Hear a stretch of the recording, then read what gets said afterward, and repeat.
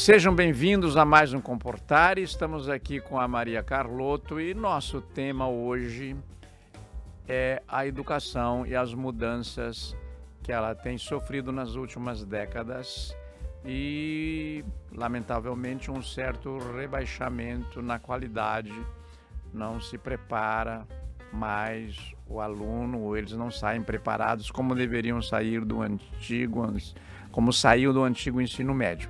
E nós vamos começar, mas não haverá nada de lamentação aqui. Nós vamos ver também as coisas que vão bem, porque há coisas que vão muito bem. O ano letivo brasileiro tem 200 dias. No ano de 2024, ele terá 203 dias. Pensando assim, você pode pensar, puxa, quase 6 meses de aula, mas não. São apenas 3 meses de aula no ano, porque, em geral, as escolas ensinam apenas meio período. Então, meio período de 200 dias são 100 dias.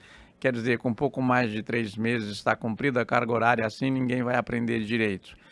E então nós começamos com uma lembrança, quando eu entrava para o que hoje se chama de ensino médio, tinha terminado o 4º ano primário, que hoje é o fundamental, eu acho, né?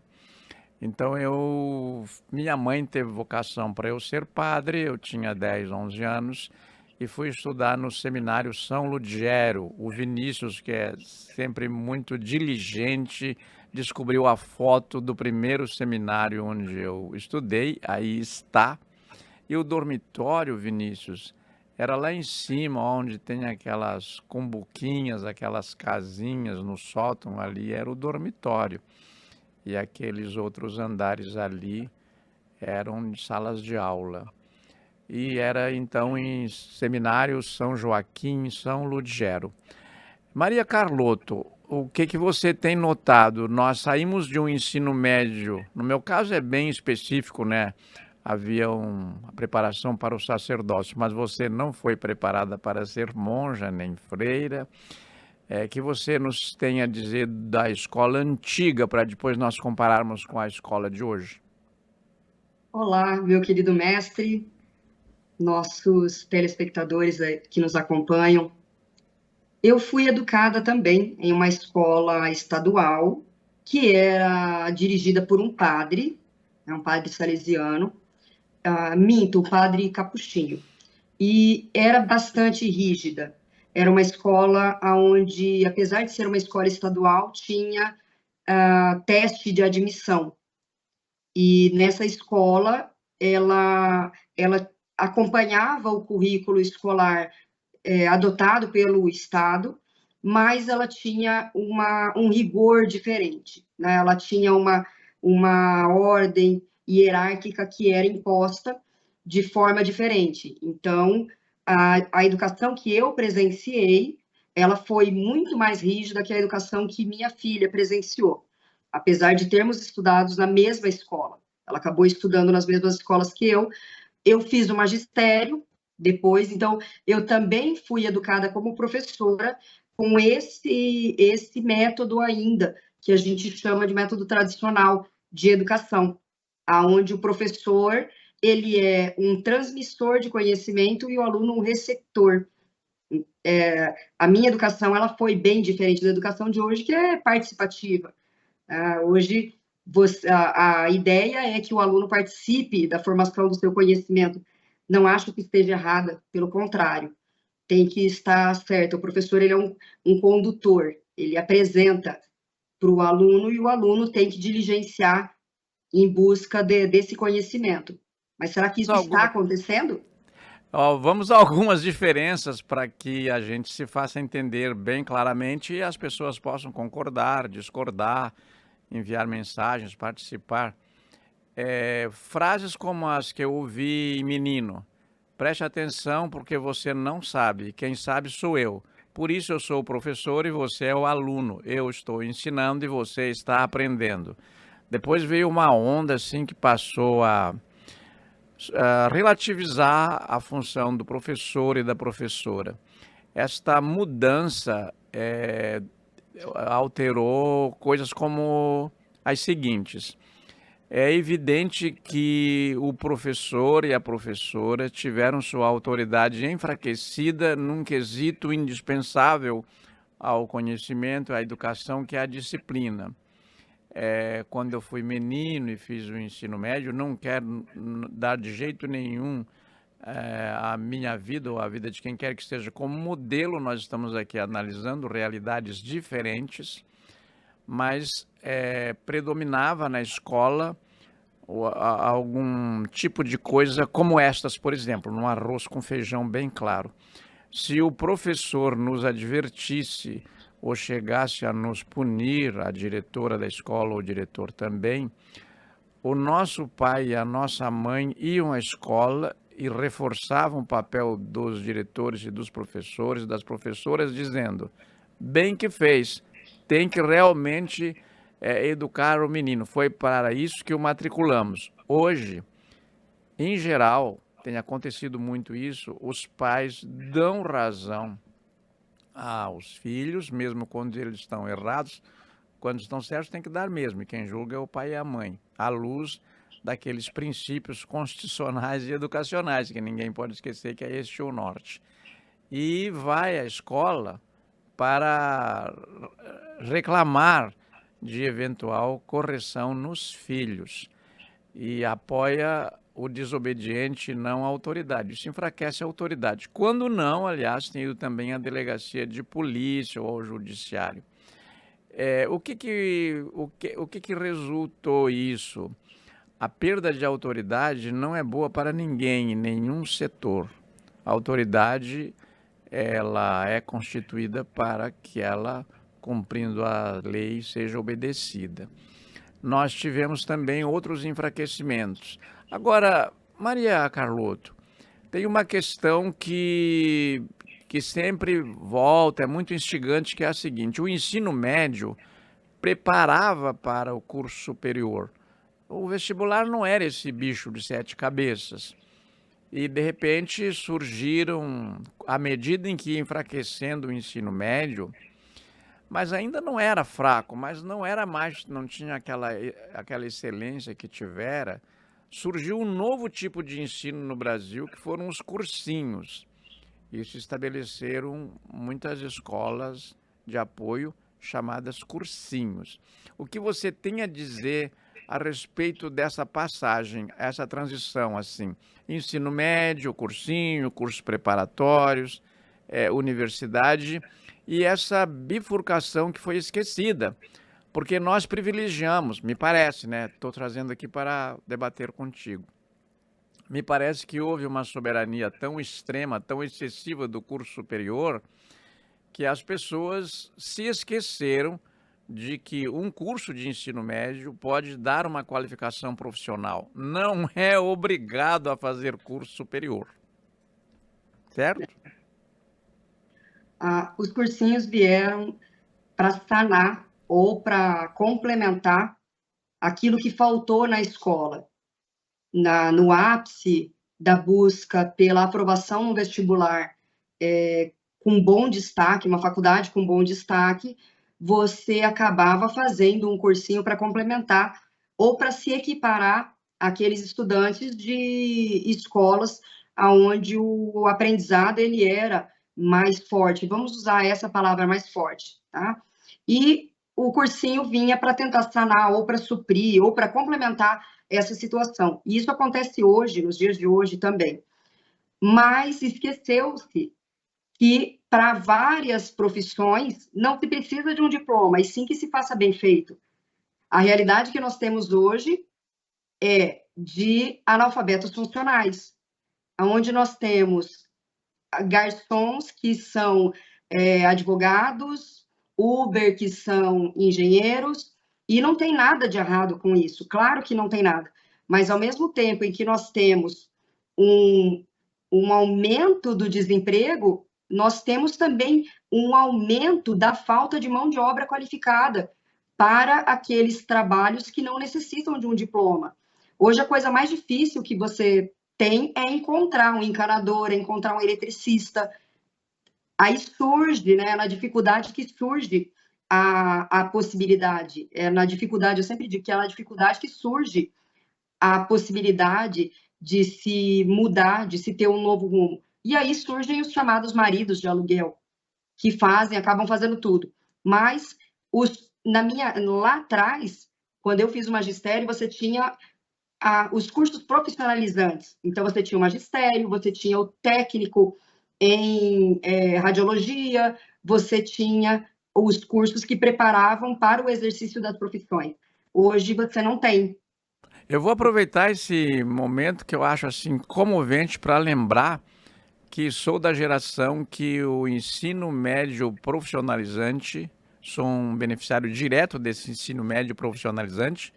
Enquanto isso, vou dizendo ao Vinícius que passei pro WhatsApp para ele uma figura que daqui a pouco ele vai pôr no ar, que chegou muito mais tarde na minha existência, já no curso superior. Mas então eu fui alfabetizado e fiz os 4 primeiros anos de minha formação sólida e eficiente. Sou agradecidíssimo àquelas professoras normalistas. Eram professoras que faziam o curso normal. A primeira foi Dona Edith, a segunda Dona Priscila, a terceira Dona Estela, aliás, a terceira Dona Alzira. A Dona Estela só substituiu a Priscila, porque a Priscila engravidou. E a quarta foi a Dona Alda, mãe dos meus 2 amigos de infância, Moacir Fraceto e Enio Fraceto, hoje advogados. Então havia um ensino médio que preparava. Daí eu cheguei no curso superior e encontrei esse aparelho aí que o Vinícius vai mostrar, em que o professor pegava uma aula do Michel Foucault ministrada no Collège de France, que era a Ordem do Discurso, que demorou a ser publicada no Brasil em português. Isso já é a década de 70, já são os anos 70, no curso superior, quando eu fui professor da sua mãe, Maria Carlotto, lá em Ijuí. Olha, meio século. Quase meio século. E queria te dizer o seguinte, então. Havia ali o mimeógrafo, pode mostrar de novo, Vinícius? Aquele mimeógrafo. E ele multiplicou nesse mimeógrafo a célebre aula do Michel Foucault, filósofo francês. Em francês, porque o professor do primeiro ano de letras pressupunha que o aluno soubesse uma língua internacional, pelo menos uma. E como tinha sido ministrado francês, houve um predomínio do francês e até do alemão antes de ser o inglês. Hoje é o inglês que é requerido como língua internacional, né? E, quer dizer, nós não temos mais mimeógrafo, é uma coisa ultrapassada e tal. Mas saiu o mimeógrafo, a escola melhorou tecnologicamente, mas será que ela melhorou também no ponto de vista da qualificação dos docentes, Maria Carlotto? Professor, a qualificação dos docentes, eu creio que ela, sim, melhorou. Foi possibilitado o acesso a vários cursos, principalmente quando você estuda e consegue atender as diferentes inteligências.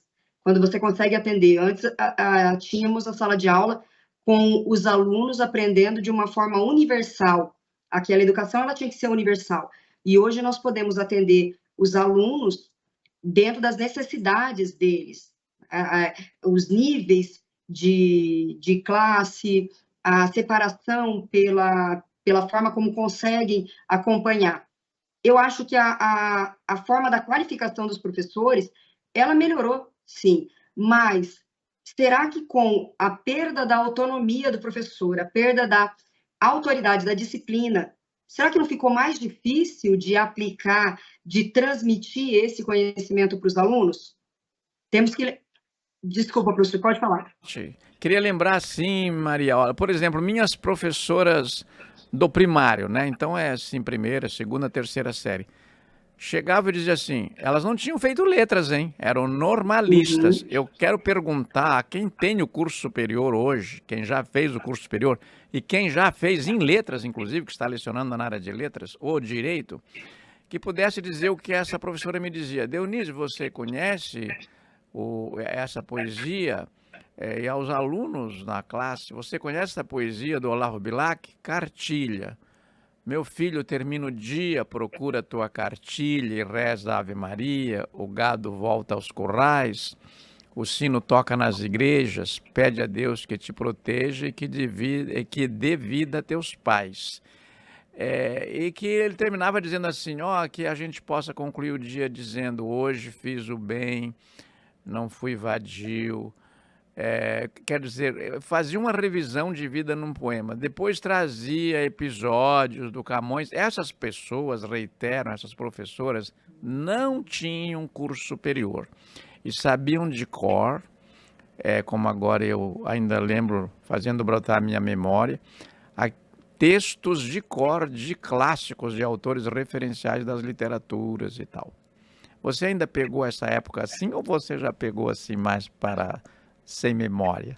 Não, eu peguei essa época assim.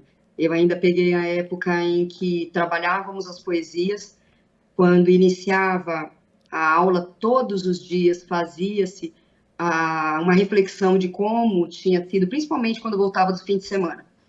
Hoje nós temos um bombardeio de informações.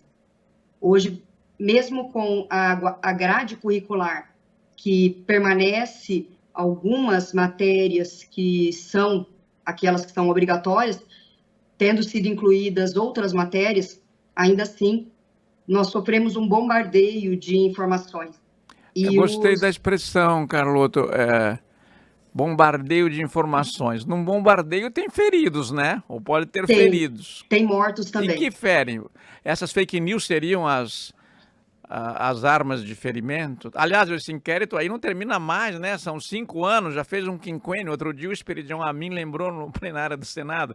Estamos aqui com um bolo de aniversário, quinquênio da investigação das fake news. Não só fake news, a falta de interesse. Como abriu-se um universo através das mídias, o interesse desses alunos passou a ser difuso, passou a ser também universal.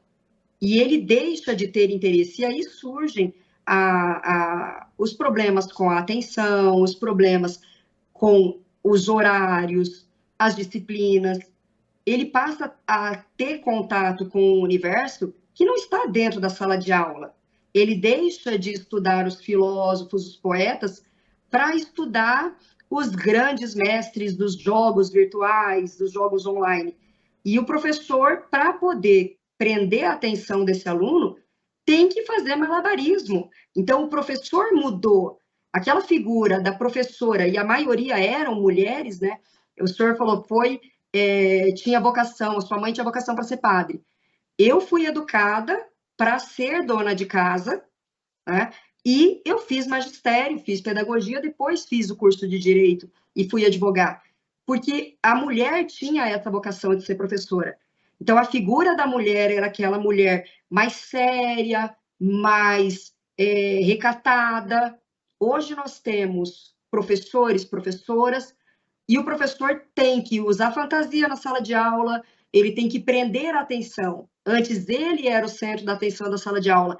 Hoje ele tem que se virar em 2, 3, 4 para poder prender a atenção do aluno, para que ele tenha ele seja muito mais atrativo do que aquele jogo do videogame, do que aquela série de televisão. Então, ao mesmo tempo que é maravilhoso ter esse acesso mundial, acaba-se não tendo acesso àquilo que é fundamental, que é o ensino do português, mas muito mais grave do que isso, na minha opinião, que aí nós temos os diplomados analfabetos funcionais, o aluno do terceiro ano ser campeão nas Olimpíadas de Matemática, de Física, de Robótica, mas não conseguir solucionar um problema simples como quando o pai não pode buscar na escola ou teve uma greve de ônibus, ele não conseguir raciocinar de saber qual atitude ele vai ter que tomar. Então, nós aprendíamos a administrar a vida na escola. Hoje, não. Hoje, busca-se apenas um alto nível de notas, de aprovação, mas não se sabe o que fazer com isso no futuro.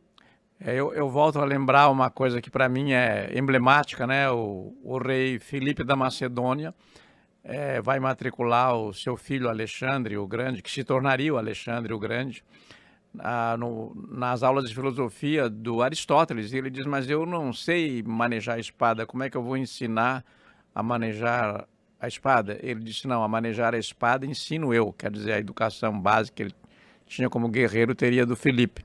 Eu quero que você ensine o meu filho a pensar. E foi isso que o Alexandre aprendeu e até hoje é bibliografia nas escolas militares. Mas eu queria convidar o Vinícius aqui, hoje eu estou alugando o Vinícius Fernandes, para mostrar uma outra coisa, que é também um exemplo indireto assim de uma prática que ajudava muito a aprender e a memorização, que era escrever. E como hoje é dia de Santo Antônio, nós estamos aqui trazendo, Maria Carlotto, o Santo Antônio dizendo assim, será que eu dou conta? Tem que responder todas essas cartas aí, pedidos de casamento, né? E ele é também, a gente nem sempre se lembra disso, o Santo Antônio é xará do Fernando Pessoa, porque ele na vida civil ele chamou-se Fernando de Bulhões, né? E o nosso poeta é o Fernando Pessoa. Se escrevia muito, hoje não se usa mais o caderno de caligrafia nas escolas, eu acho que não. E o ato de escrever, ele ajuda muito na memória. Queria que você comentasse essas duas coisas. O ato de escrever, você é uma experimentada professora, diretora de escola, advogada, escreve muito e escritora, além do mais, o ato de escrever, e como você é mocinha, assim, se você fez alguma novena para o Santo Antônio te mandar o Max para marido. Bom, primeiro começando pela carta. Eu moro em Campo Grande, Mato Grosso do Sul, a minha família é do Sul, e a minha nona morava em Pérola do Oeste, no Paraná. E eu escrevia cartas para ela quando menina. Colava adesivo, eram cartas em papel de carta, e só depois de adulta que eu fui descobrir que a minha avó era analfabeta. E eu perguntava, quando eu ia visitar, eu perguntava se ela tinha recebido a carta, e ela me mostrava as cartas, mas ela com certeza não leu. Se alguém leu para ela, eu não sei. Mas eu só fui descobrir depois que ela era analfabeta, mas ela guardava todas as minhas cartas. Com relação ao Santo Antônio, sim, eu fiz um pedido. Eu estava viajando, nós estávamos em viagem, Max e eu, e visitando a igreja, né, a Catedral de São Patrick. Eu fiz um pedido para Santo Antônio, e isso foi no dia 1º de janeiro de 2018. Eu pedi para que, se fosse ele, o meu pretendente, né, Max é meu segundo casamento, se fosse ele, que me desse um sinal. No dia 3 de janeiro de 2018, Max me pediu em casamento. Então, Santo Antônio comigo foi bem rápido. Eu não sei se eu sou muito incisiva, né? Ou se Mas isso Santo é Santo Antônio... Antônio Expresso, nem sei se nós conhecemos, né, Vinícius? Esse Santo Antônio é expresso, você pediu num dia e veio no outro. Sim, e todas as vezes que eu vou até a Catedral de São Pedro, eu aproveito para agradecer e para renovar meu pedido, né? Eu não sei se era o Max que estava desesperado também para casar e também fez o pedido, e aí ele aproveitou e juntou tudo, mas ele foi rápido comigo. Despachou os dois requerimentos. Defiro, publique-se. Registre-se, publique-se, registre-se, E enfim. cumpra-se. Cumpra-se. Bom, Maria Carlotto, da minha parte eu vou concluindo por aqui, vou te dar a palavra para terminar o programa, você tem 30 segundos para isso. Antes eu quero dizer o seguinte, a devoção a Santo Antônio, a origem lendária de ele ser Santo Antônio casamenteiro, é que uma moça rezava muito pedindo um marido diante da estátua de Santo Antônio, uma estatueta que tinha em casa. E não sendo atendida, um dia ela ficou com raiva de Santo Antônio, porque é um santo também que sofre castigos no Brasil, né? Santo Antônio foi oficial do Exército Brasileiro, recebeu condecorações, é herói de guerra, enfim. Outro dia a gente trata de Santo Antônio com mais vagar. Mas ela, com raiva de Santo Antônio, saiu à janela e jogou Santo Antônio na rua e acertou a cabeça de um rapaz. Daí a mãe saiu preocupada, os outros parentes também para a rua, socorreram o rapaz, trouxeram para dentro de casa, ele viu aquela moça bonita e casou-se com ela. Esta é a origem da devoção do Santo Antônio. Agora a palavra está com a nossa querida Maria Carlotto para as suas despedidas. Sempre agradecendo ao professor, agradecendo à Band News, a todos aqueles que nos acompanham. A fé, ela é algo que muda a vida das pessoas. Não importa se é no santo, não importa se é num Deus, em qual Deus, mas a fé, ela é importante. Seja para modificar a vida, seja para trazer o homem amado, né? Eu, como advogada, eu não trago o homem amado, mas eu prometo que a pensão a gente consegue resolver. Agradeço a todos vocês, um grande abraço. Professor, meu pai me chamava de guria, hoje o senhor falou do piá, sem papas na língua, eu estava ali acompanhando. Um grande abraço para esse piá, que é meu querido mestre, que só acrescenta todos os dias na vida de todos nós, com todos os seus ensinamentos. Muito obrigado. É sempre bom ouvir isso de você, um reconhecimento que eu sei que é isento. Queria mandar também um abraço a todos aqueles que têm alma de menino, porque por mais que tenha chegado à terceira idade, à velhice, num homem e numa mulher, o menino e a menina não devem morrer jamais. O menino e a menina são imortais. Muito obrigado.